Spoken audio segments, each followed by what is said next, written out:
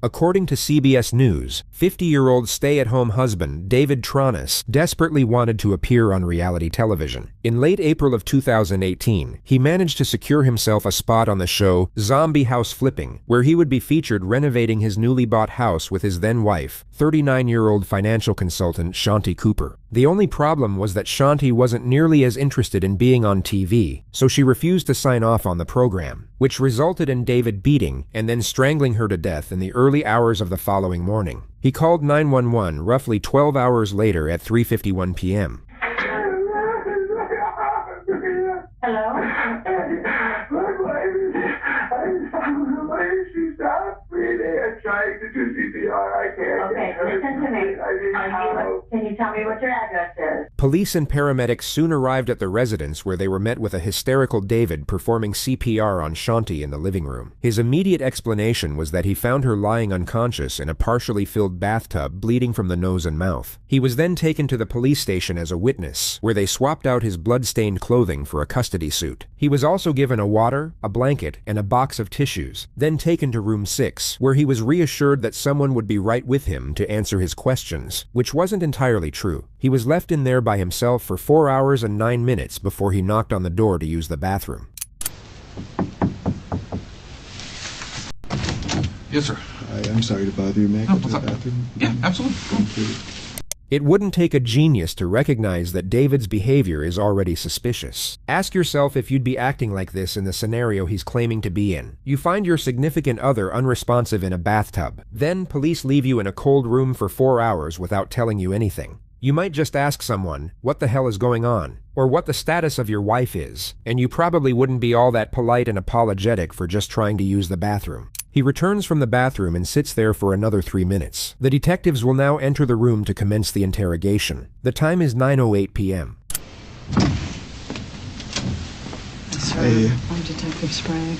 Can I get your first name? First name is David. David? Okay. We're gonna grab another chair. Okay. Did you need something? I was just asking for a bottle of water. Okay, we can grab you. Thank you. Have you been to the restroom? I just want. You just want? Okay. How about anything else? Anything else? I'm starving. A cracker or just something. You and just me with some both. salt, right? Did you eat lunch? I did not eat lunch. Don't be fooled by the detective's disposition. They're already certain that David has committed either first or second-degree murder, but they don't quite have enough evidence to place him under arrest, which is why they need a confession. David, at this moment, is still free to walk out of that police station, so the detectives will keep the tone sympathetic and non-confrontational for the time being to keep him on that chair. They'll afford him the false belief they are buying into his act as the grieving husband, but as soon as he gives them his initial version of events, the pressure will rapidly accelerate, in a manner that David is in no way anticipating. What would you like to eat? And I'll run down.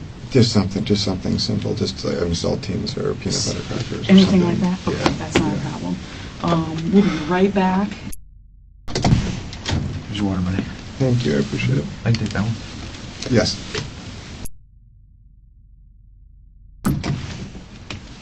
Okay, a couple of things. Okay, is that good? Perfect. Okay, all right. I'm with you. I haven't eaten since this morning. I'm sorry this is taking so long. You are David, I believe? Okay, all right. I'm Detective Teresa Sprague, and this is Detective Barb McClelland. Hey. First of all, on behalf of the Atlanta Police Department, we want to say how sorry we are for your loss. So this is the first, out of a total 11, of David's fake cries. Their intensity level will peak about halfway through this video, during some of the more embarrassing performances you're ever likely to witness on the internet. But from that moment on, you'll notice these acts steadily diminish, as the detective makes it more and more abundantly obvious that she knows he's lying. David, and also for everything that you're going through. I know this is very traumatic for you, okay? They start by collecting David's basic information. Okay, blonde or brown hair? I love both. Both. Okay. Okay. Hazel eyes, maybe? I'll take hazel. Blue, hazel, okay? They're dirty blue. Yeah. Okay. Okay. Is there a home phone? There is. Okay. I can't remember the last 4 digits. It's 407. The next 3 are easy. 704, the opposite. And I never call it. The next three are 704? It's 407, 704, and then I think it's 2808. It might be 2406, but I have it in my phone. I haven't. We've had it since we were at Briarcliff. And when did you move to Florida? In 2013. Okay. About 5 months after I met Shanti. Did you meet her here or there? No, why? You met online? Okay. Can you tell me what year that was? It was 2013. 2013 is when you met online? Yeah. Okay. And about 5 months later, did you move here and move in with her, or just move here? I'm trying to be as accurate as possible. I believe it was the end of September. So you guys knew each other approximately 5 years this month.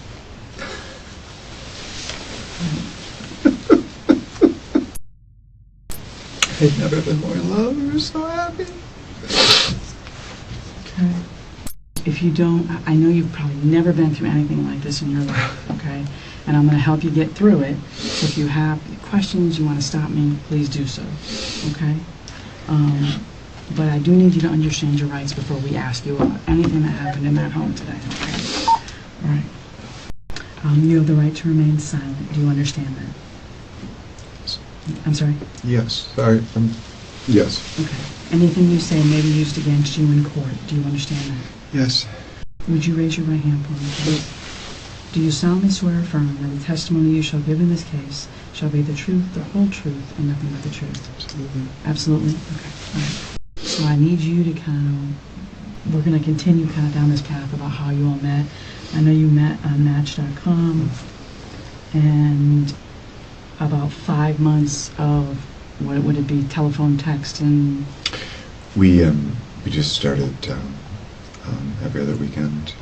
They hit it off, moved in together, then went looking for a house to buy in Florida. We had an offer on a short sale and waited and waited and waited, and it fell through.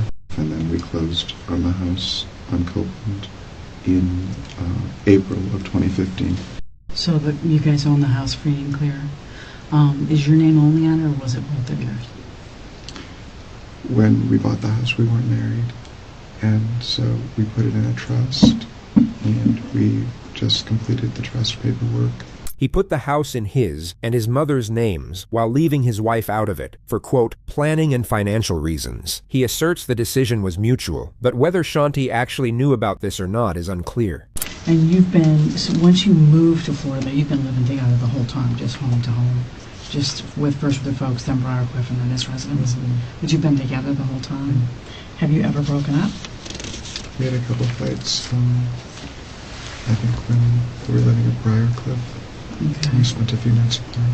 He says that he just spent a few nights with his mom, then drifts off into a statement about how Shanti was dedicated to work. The detective will now cut him off and steer the line of questioning back to the argument. But she's So a strong when you business. guys would argue when you would go to your mom's, it was just because she was busy all the time, or what would the beef be? The work had a lot of stress involved, Oh.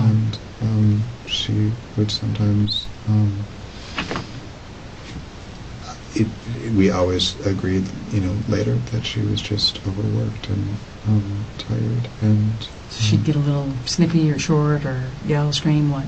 just irritable. Irritable. Just normal irritability.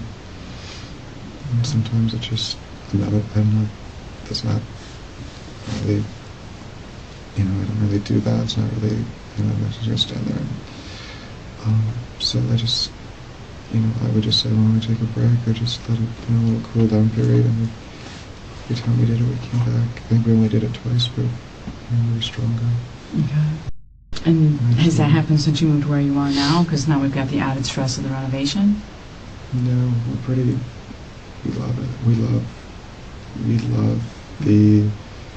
This is Keith Ory, the producer of the house flipping show that David wanted to be on. When you would be interacting with the Tronas related to your work on the house and also the show, who was your primary point of contact? Oh, Dave was. He would communicate her desires. I would see her, but it was more like Dave's full-time job, almost, I guess I would say. Did you ever know during your time that you knew Dave to have any other job? I was aware that he had explained to me that he had worked for a chemical company up north somewhere. I actually never knew what Dave did for a living.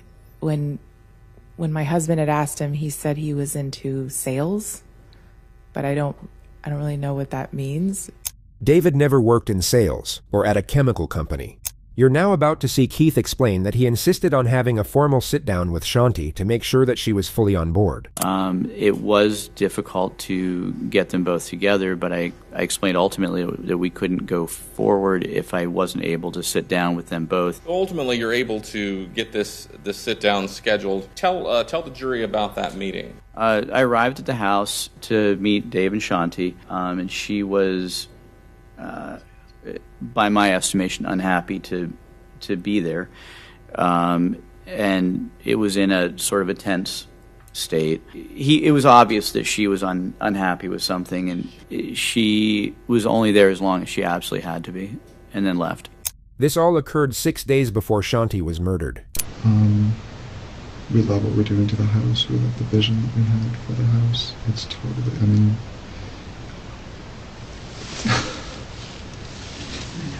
she worked for us, but she wanted so bad. It made me happy, it made her happy. It was a thing that we did together. Mm-hmm. She wanted to quit her job.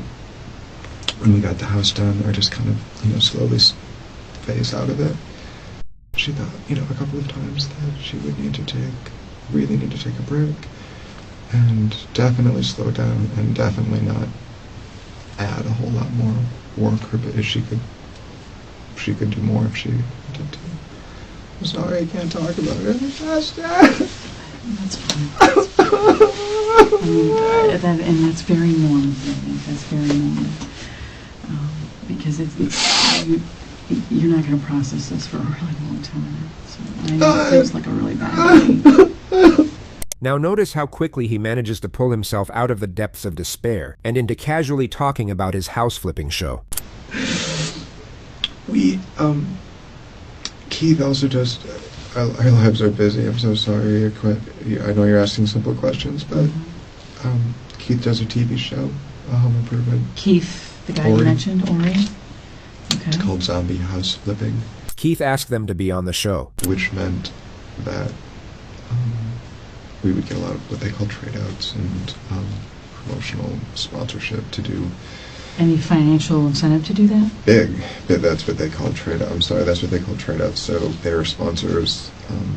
That's one of the things I was working on yesterday, was putting together a list of the sponsorships, the windows, doors, cabinets, and so maybe instead of getting granite, you get quartz, or maybe instead of getting, middle range cabinets, you get high-end stuff.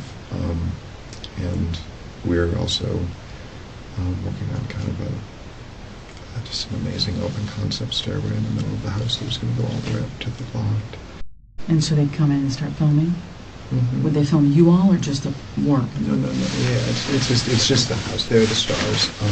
Pay no attention to David's no. He fully understood that he would be featured prominently on the show as the main builder construction guy. The so-called stars he's talking about are the hosts. The detective will now establish a timeline. So when she comes home Sunday, it's you, Jackson, and Shanti, and you just stay at home and have a pool get together?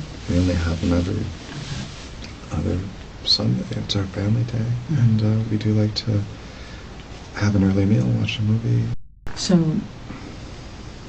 do you recall Sunday night about what time everybody goes to sleep, since you're all We the go to same bed room? early on school nights, so Okay. 8:30 we're winding down, 9 o'clock lights are low. Shanti's son gets picked up the next day at around 5 p.m. 5 p.m.-ish, okay.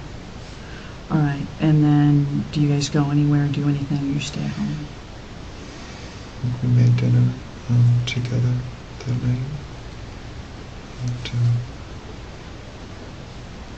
So that would have been Monday night. Did you watch TV? we did Any idea what? American Idol. Okay, so you wake up Tuesday morning and you're in the garage on the couch? Mm-hmm.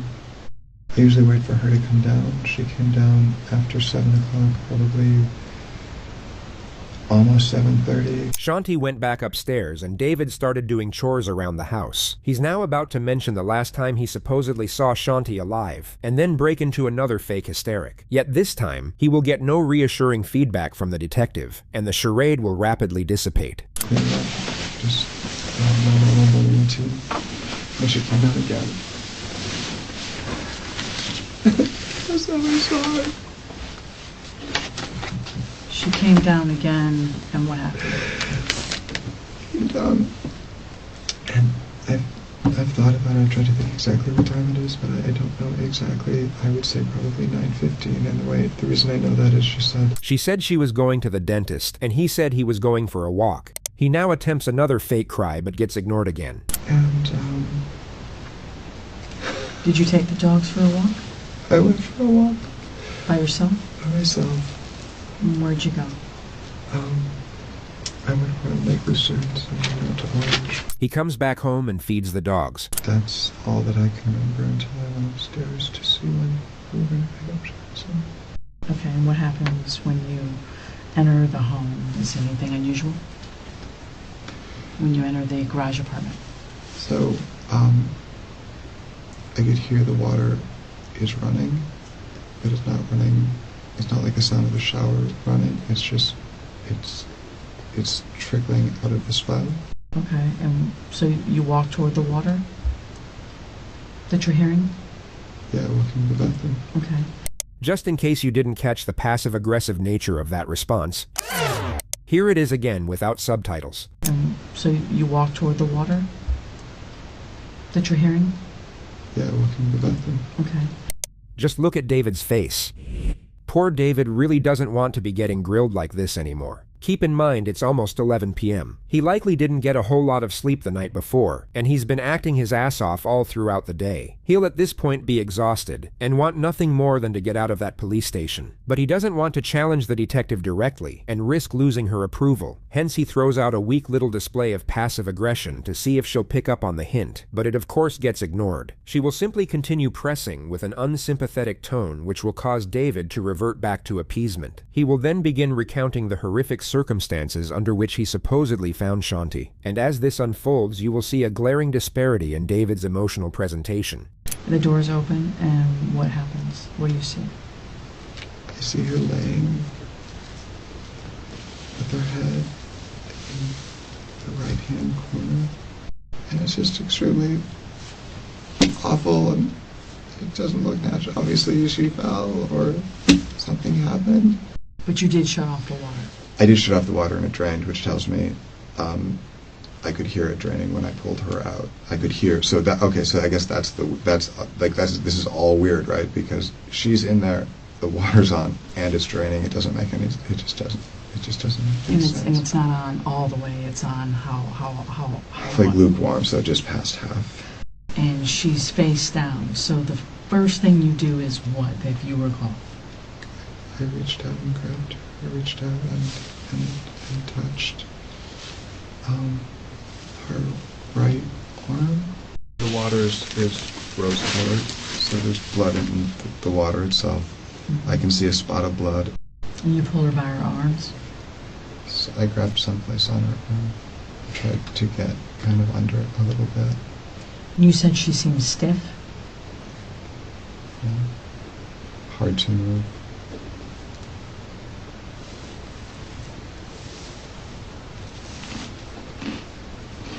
There's something so incredibly unnerving in the sound of the casual crunching of his snack as he recounts in precise detail the limp and lifeless body of his wife, so we'll spare you the rest of it. I had to pull her and turn her a couple of times. Then she felt cold. You asked how she felt. She felt cold. She felt cold. I grabbed the, You grabbed the what? We had, when we did the bedding, we took the mattress cover off to wash it. The detective asks David to draw a map for the purpose of illustrating the timeline of his movements. She will now shift the line of questioning and begin to gradually intensify the pressure. When was the last time the two of you argued?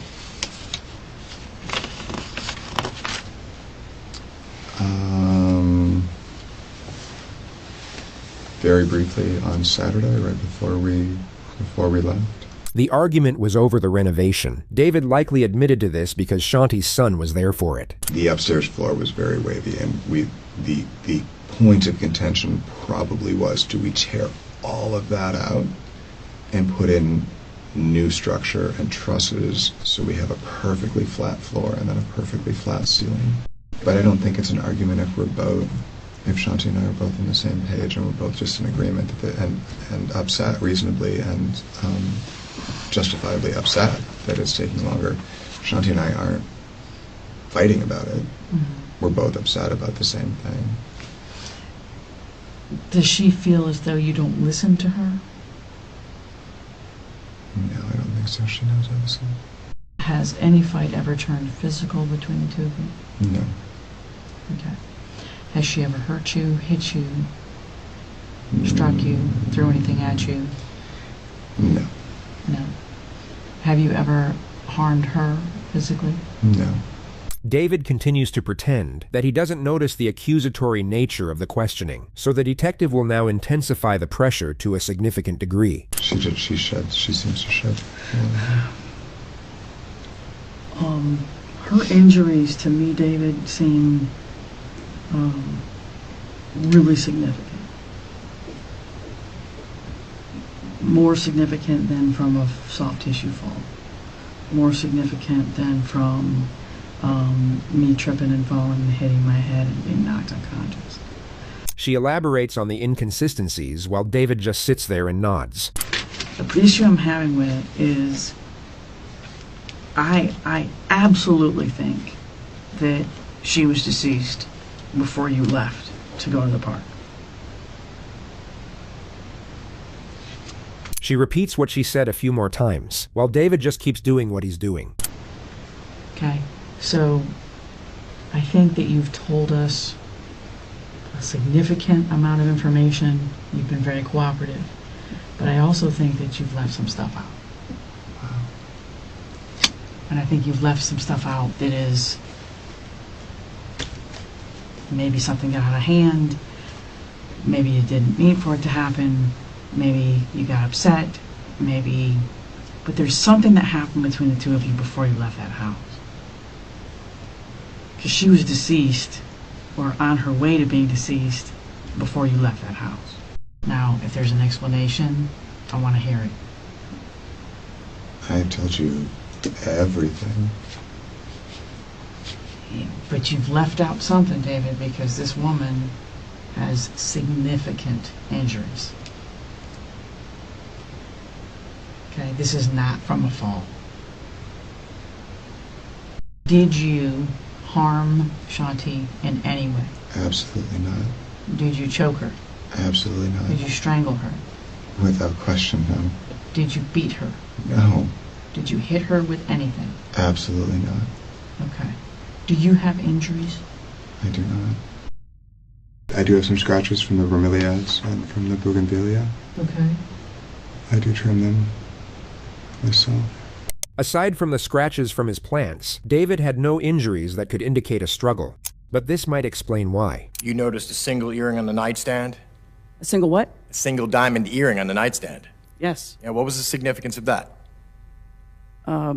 Looks like she removed it before bed and didn't get a chance to remove the other one. Because you believe that's when the attack occurred. On the edge of the bed, where the blood was found on the side rail, yes. And I think when she turned to take that earring out, she didn't see it coming.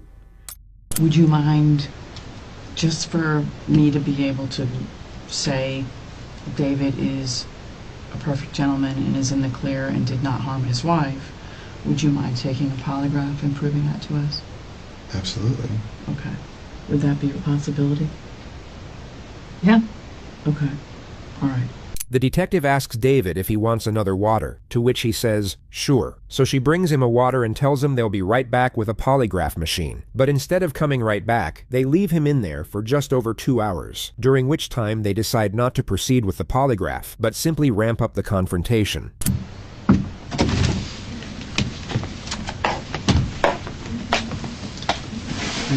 Hi. You doing okay? Yeah, it was just... Did you sleep a little? I did. have got to be exhausted. Or at least mentally. Yeah. I just want to point out some things to you that I think are unusual. There's so many, I really don't know where to begin, to be perfectly honest with you. I think that I find that the living arrangement, I find to be completely unusual for you to be primarily living downstairs. I'm not primarily living downstairs. Well, sleeping. What I said is that I sleep down there, but I don't go down there until we're done with dinner, we're done watching TV, or we're done for the evening. Okay, just hear me out. Okay. So you don't go upstairs during the day while she's working. You leave her alone, and then not entirely. I do go up there. Okay. But I don't work up there while she's on the phone because it's distracting. It's her office. I think that I've explained extremely well. She didn't sleep. She did, but you said... He continues defending the fact that he was exiled to the garage. I think it's an adjustment and a transition that she didn't feel like she could make right now because she couldn't afford the time that it would take. But she's sleeping in the only part of the residence that's semi-comfortable. You're sleeping in the garage with the dogs. how do you explain this woman's head being swollen, her eyes being black? And would never, ever hurt her. So when you pulled her out of the tub, you agreed with me that the water came out of the tub. There's not a spot of water on the floor, David. The carpet isn't wet. The carpet isn't wet from where she was pulled out of the bathtub, sopping wet, all the way around to the front of the couch. The carpet's not wet. There's no blood on the carpet. Notice how little David moves compared to the detective. It doesn't correlate with anything in particular. It's just sort of interesting to watch. My guess is she wasn't treating you very well.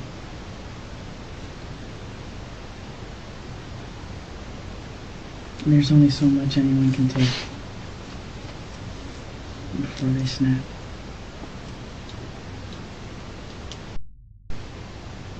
Appreciate the very kind things that you've said.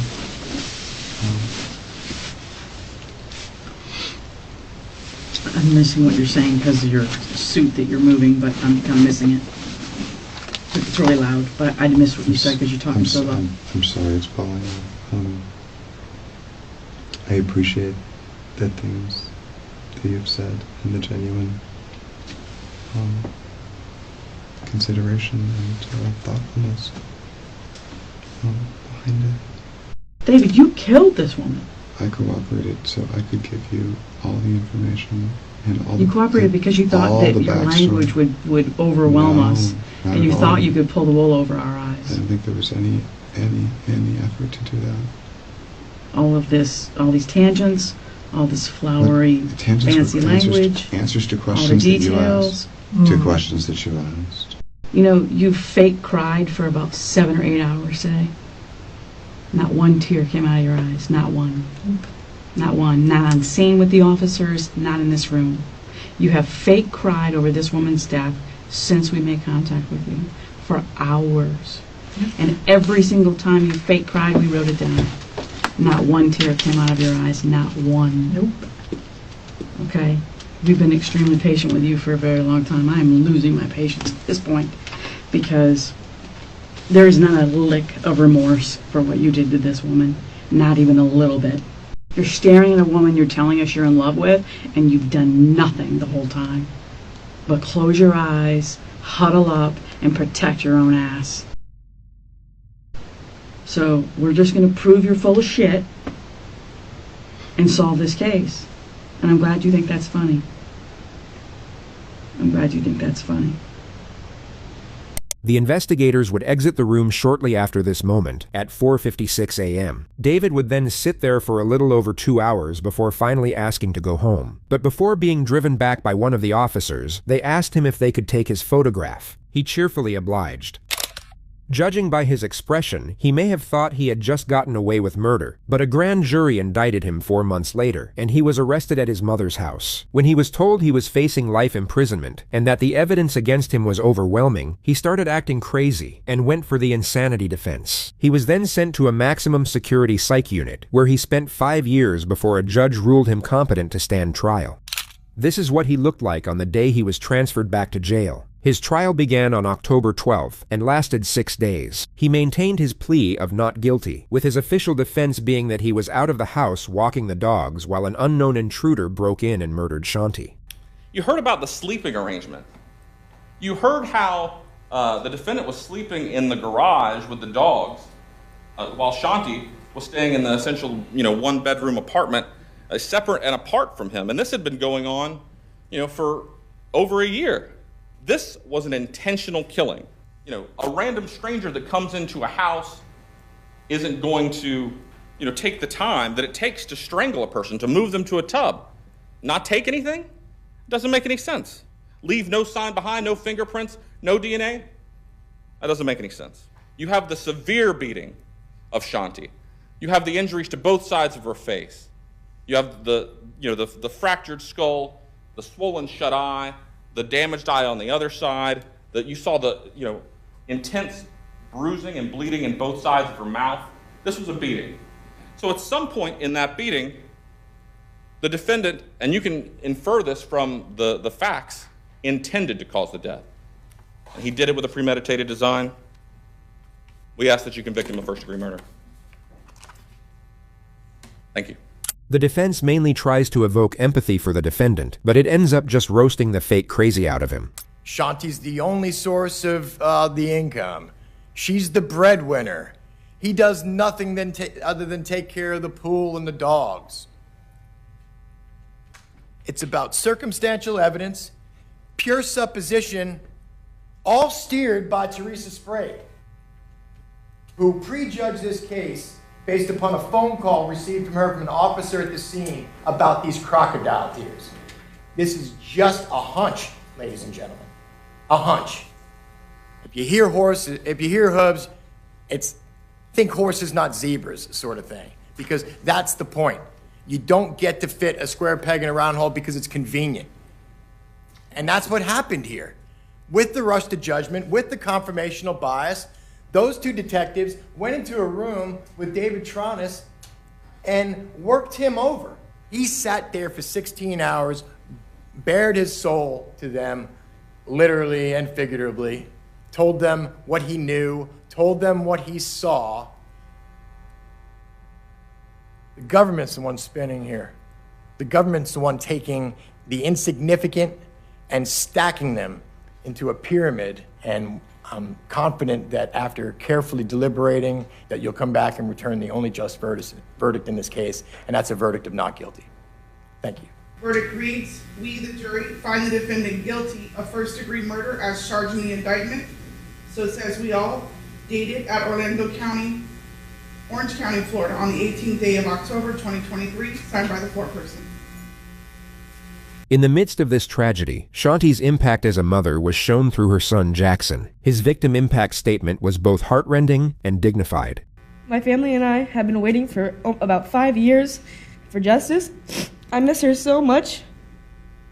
I would have never thought the day before was the last time I would see my mother alive. I miss the times where we would go to Universal, or just the simple times, like walking the dogs or going to the park.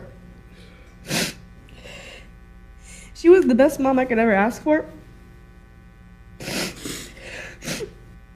That's it. Defense, any questions? No, Your Honor. Thank you, Jackson. Mr. Tronis, anything you wish to say prior to sentencing?